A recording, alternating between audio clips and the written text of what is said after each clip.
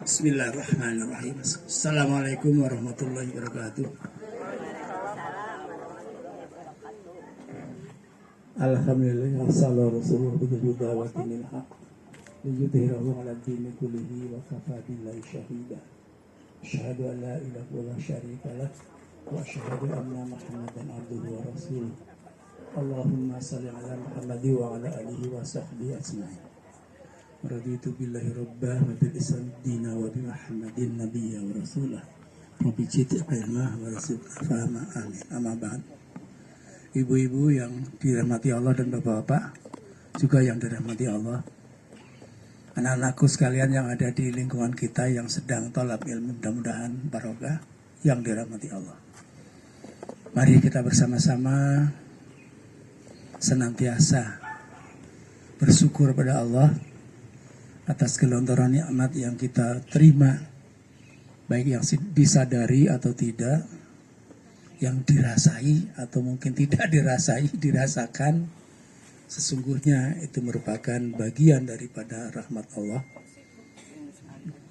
Dan tentu ada maklumat dari Allah. Salah satu maklumat yang apabila tidak dilaksanakan azab akan turun, yaitu apa? Bersyukur. Wa itadana rabbukum la'idanakum wa in kafartum ada bila syadid. Allah Rabb kalian memaklumatkan tentang syukur itu ya. Oleh karena itu mari bersama-sama kita senantiasa bersyukur pada Allah, minimal dengan bilisani diucapkan, dengan tahadus binikmah di surat terakhir Duha.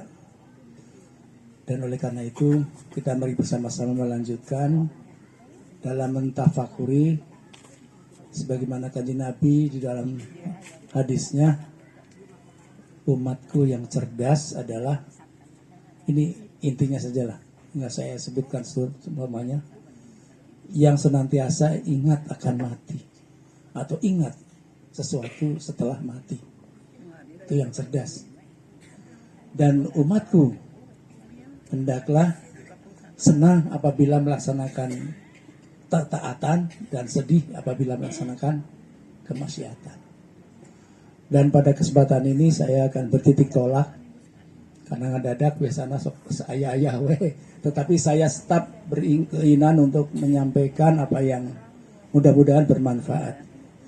Saya ingat di dalam surat Al-Ahzab kalau tidak salah, ayat 70-71, a'udzubillahi minasyaitonir rajim. Ya ayyuhalladzina amanu taqullaha qul qawlan sadida yukhlis lakum a'malakum wa yaghfir lakum dzunubakum wa may yuti'illah wa rasulahu faqad faza fawzan 'azima. Secara inti bahwa Allah itu memerintahkan pada kita, pada orang yang bertakwa, ini satu ini yang sekarang ini sulit kita peroleh. Qaulan sadida, berkatalah yang benar, yang tidak dusta. Ini sekarang ini kalau kita lihat medsos apa saja gitu, sepertinya kata-kata ini sulit kita mencari yang benar. Walaupun sesungguhnya Allah memperingatkan juga tentang kata-kata ini. Di dalam Al-Hud 118 dikatakan, jangan kalian tuh terframing, tergiring, cenderung kepada yang dolim. Itu juga ada perintah. Jadi apa?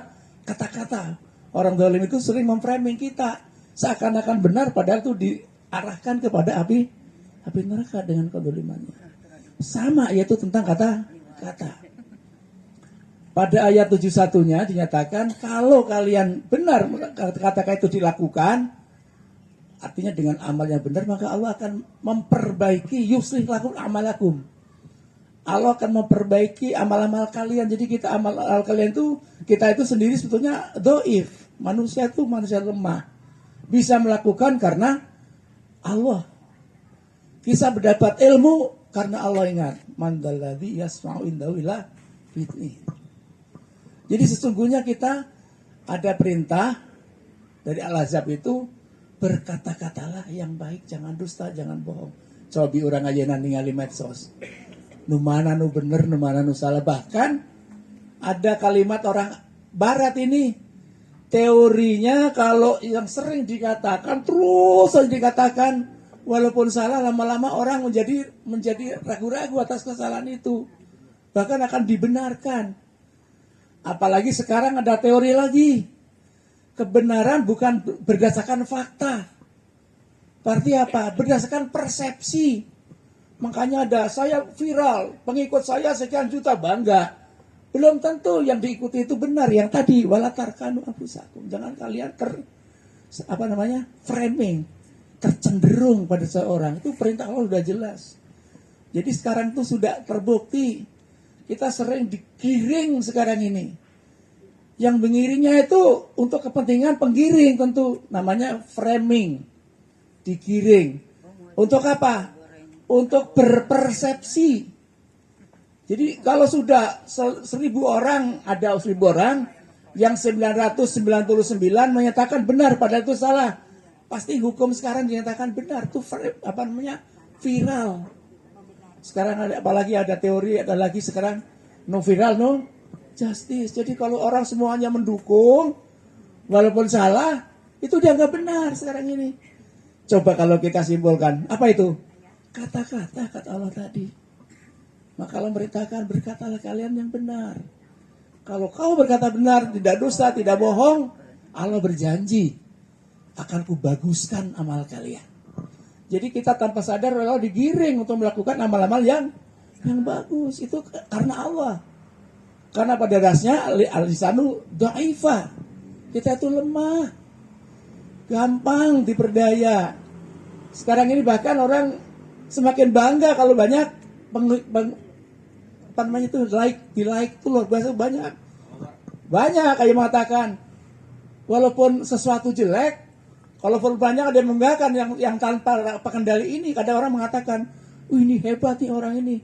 Ya hebat yang mana kalau yang mengikuti itu salah semua. Bukan karena hak dari Allah yang benarnya tadi. Jadi kebenaran bermutlak dari Allah.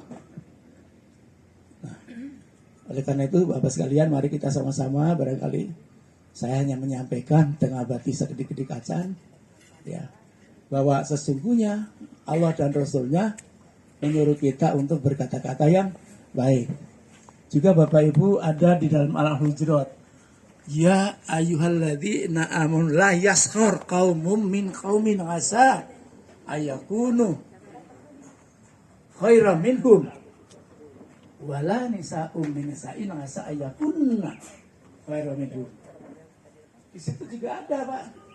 Bapak, kadang-kadang seseorang itu mengomel atau menghibah atau membicarakan aib orang lain. Apa? Kata-kata. Kata-kata lagi. Pasti kalau menghibah atau mungkin menggunjing, itu menggunjing disebut sebagai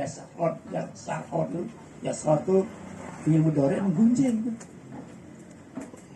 Jadi sama kata-kata tetap hubungannya.